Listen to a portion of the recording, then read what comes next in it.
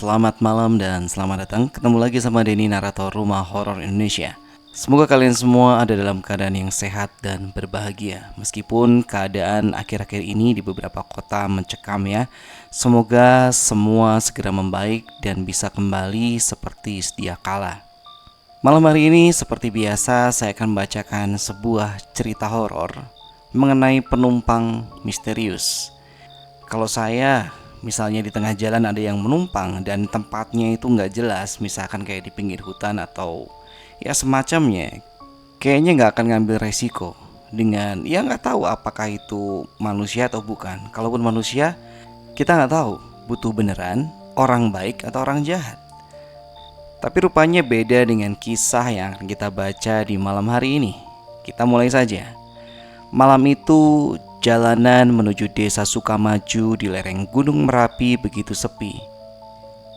Hanya suara jangkrik yang bersautan dari balik pepohonan bambu.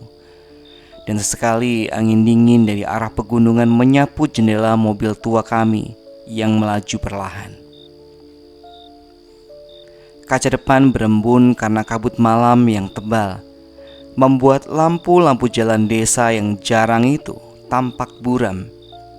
Seolah dunia di luar hanyalah bayangan samar dari alam gaib. Aku, Maya, duduk di kursi belakang.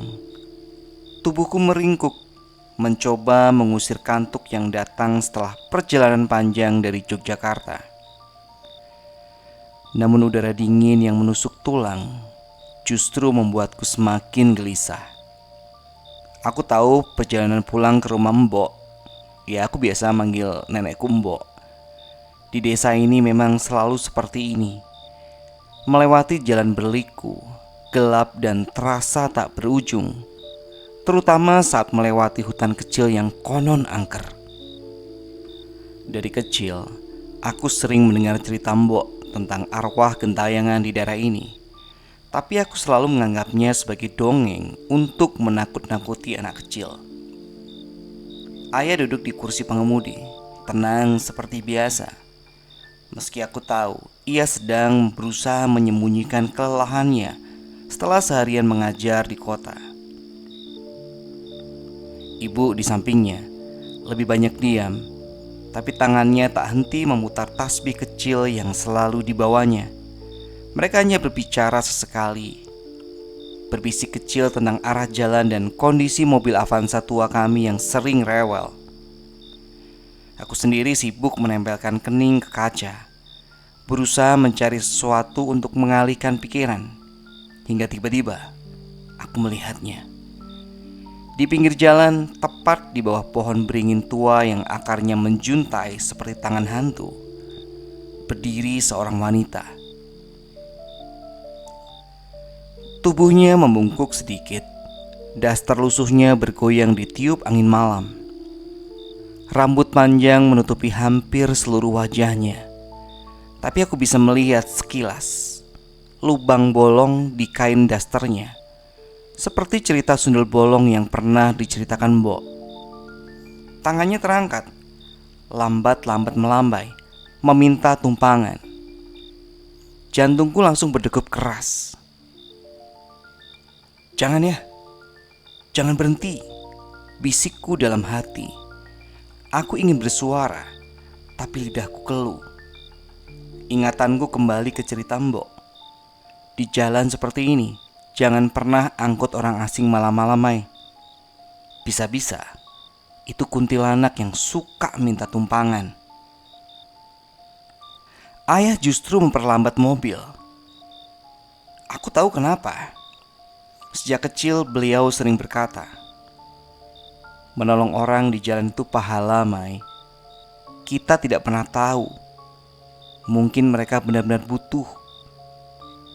Prinsip itu berasal dari pengalaman masa mudanya, saat ia pernah tersesat di gunung dan ditolong oleh orang tak dikenal. Malam ini, meski situasinya aneh, ia tetap memegang teguh itu. Ibu meremas tangan ayah dengan gugup. "Ya, aku rasa kita sebaiknya lanjut saja. Ini terlalu aneh. Baunya seperti angin dari kuburan. Bisiknya pelan, suaranya gemetar. Tapi ayah menggeleng pelan. Kita tidak bisa meninggalkan orang di tengah malam, Bu. Dia kelihatan butuh bantuan. Ibu tak membantah lagi, hanya menunduk, seolah tak ingin benar-benar melihat wajah wanita itu. Mobil berhenti. Pintu belakang di sebelahku terbuka. Perlahan wanita itu masuk dan duduk tepat di sampingku. Aku bisa merasakan hawa dingin langsung menyelimuti kursi, seperti hembusan angin dari gua basah. Ada bau amis bercampur tanah basah, dan bau amis seperti mayat yang baru digali. Seperti bau kain kafan yang terlalu lama dikubur di tanah lembab lereng Merapi. Aku menahan nafas. Tubuhku kaku. Ingin rasanya bergeser menjauh, tapi tubuhku tak sanggup. Ibu di depan menutup hidung dengan ujung kain batiknya. Matanya melirik ke belakang dengan ketakutan. "Yah, baunya," gumamnya lagi. Tapi ayah hanya fokus pada jalan. Wajahnya mulai pucat. Wanita itu tak berbicara. Ia hanya menunduk. Rambutnya menutupi wajah dan napasnya terdengar berat, seperti hembusan angin melalui lubang-lubang. Aku mencuri pandang. Kulit tangannya pucat, seolah darah tak lagi mengalir di dalamnya. Dan kuku-kukunya panjang melengkung seperti cakar. Saat itu terjadi, radio mobil yang tadinya pelan mengalun lagu campur sari Jawa tiba-tiba berbisik penuh suara statis. Krek, krek, tss. Seperti suara tangisan bayi yang samar-samar. Ayah buru-buru memutar tombolnya, tapi suara itu tak hilang. Baru setelah beberapa detik, radio mati sendiri. Sunyi kembali. "Ini radio baru diservis minggu lalu di Jogja," gumam ayah. Suaranya mulai goyah. Aku merinding. Aku menutup mata, mencoba berdoa dalam hati, mengulang ayat-ayat pendek yang diajarkan Mbok. Tapi semakin aku memejamkan mata, semakin jelas aku bisa mendengar suara lain. Tetesan air. Tuk, tuk, tuk. Terdengar dari kursi sebelahku. Aku nekat membuka mata. Rambut wanita itu basah, seperti baru keluar dari sungai. Tetesan air jatuh ke jok mobil, menghitamkan kainnya. Padahal di luar tidak ada hujan, hanya kabut tebal yang sering menyelimuti desa ini. Aku hampir ingin berteriak, tapi ayah berkata ringan ke depan, seolah berusaha menenangkan situasi. "Rumahnya jauh, Mbak." Wanita itu perlahan mengangkat kepala. Rambutnya bergeser sedikit, dan aku melihat sekilas. Matanya kosong, pucat, menatap lurus tanpa cahaya kehidupan. Suaranya keluar lirih, serak seperti orang berbicara dari dasar sumur, bercampur gema angin gunung. "Dekat di ujung jalan, dekat makam tua." Aku menelan ludah. Suara itu bukan sekedar serak. Suara itu membuat telingaku berdengung, seperti bercampur tangisan yang tak wajar. Ingatanku kembali ke cerita Mbok tentang sundel bolong yang sering muncul di persimpangan dekat makam, mencari tumpangan untuk membalas dendam atas kematian tragisnya dalam kecelakaan di jalan ini bertahun-tahun lalu. Ibu makin menunduk. Tangannya menggenggam kain batik roknya erat-erat, hingga buku jarinya memutih. "Ya, cepat aja," bisiknya. Suaranya hampir tak terdengar.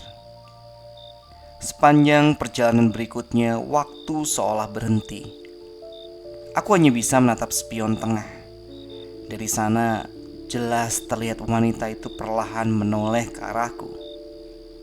Dan senyum itu, senyum lebar, terlalu lebar, hingga giginya yang hitam tampak berderet.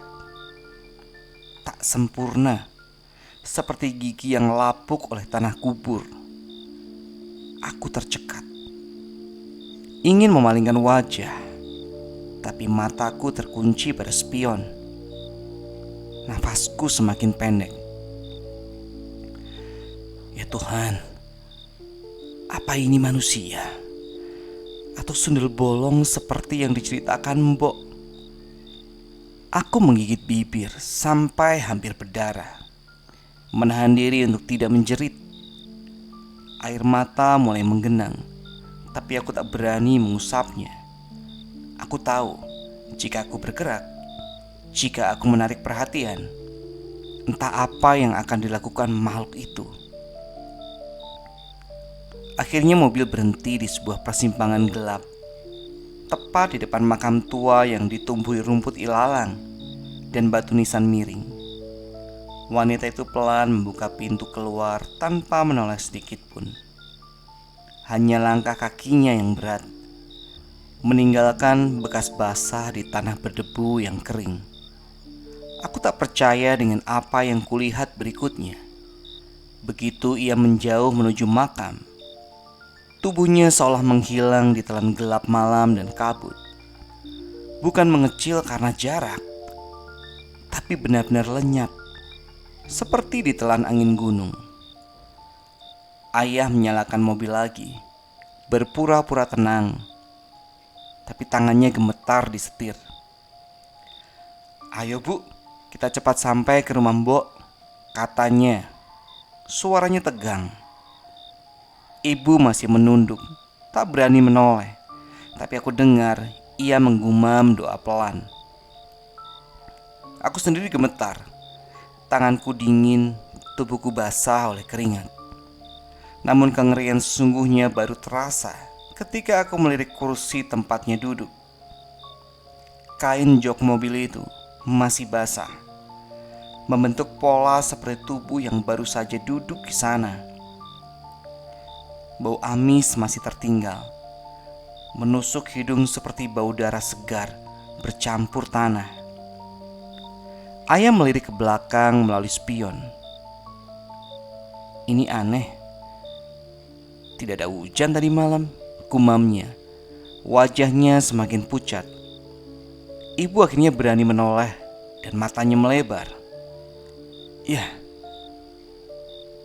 joknya basah dan baunya seperti mayat." Aku bersumpah.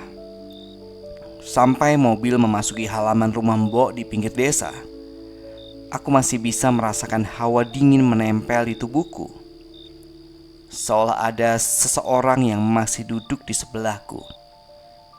Saat Mbok membuka pintu, wajahnya langsung berubah. "Kalian kenapa? Wajahnya pucat semua. Jangan-jangan ketemu sundel bolong di persimpangan makam itu?" Kami hanya diam. Tapi saat aku melirik ke mobil dari teras rumah, aku melihat sesuatu di jok basah itu. Sehelai rambut panjang yang hitam, basah dan bergerak pelan, seperti masih hidup. Hawa dingin itu belum hilang, dan aku tahu ia mungkin masih mengikuti kami.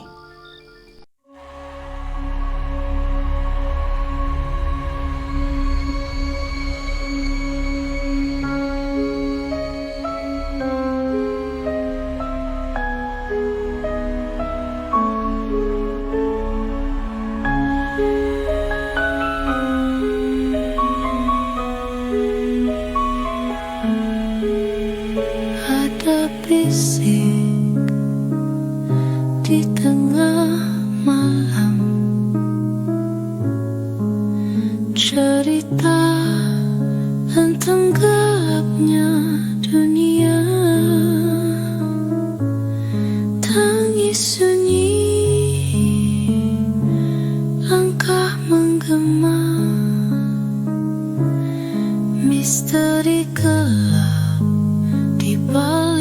jendela.